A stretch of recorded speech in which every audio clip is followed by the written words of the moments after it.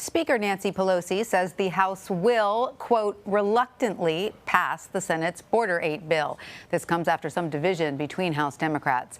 Let's bring in CBS News Capitol Hill producer Rebecca Kaplan. Hi, Rebecca. What can you tell us about the way House Democrats reacted to this bill?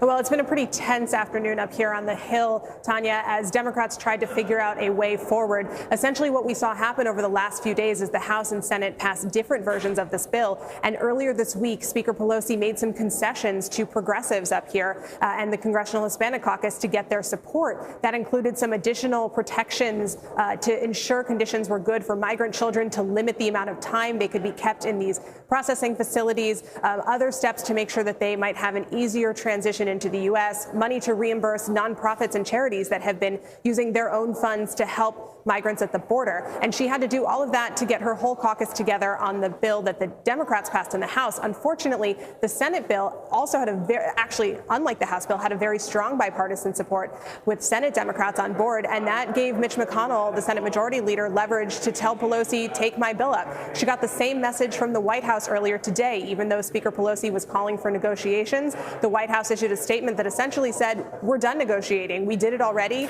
passed the Senate bill. And that just led to a lot of pressure. Now you have some very unhappy progressives up on the Hill who said they would have supported the Senate bill with some additional changes, but they cannot support this so-called clean bill that they sent over that doesn't have a lot of these extra protections for migrant children. But Pelosi has indicated that they will pass it as is. Is that correct?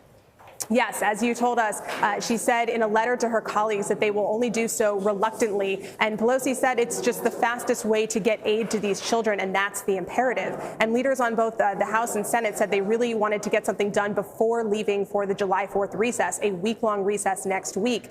So there was really a time crunch here. But she said in that letter to colleagues that she's doing this with, quote, a battle cry about the priorities of House Democrats, and really slammed the Senate for not really giving what she sees as necessary aid to these children at the border. Do you know what the specific line items are that the Democratic progressives had trouble with in the Senate's bill?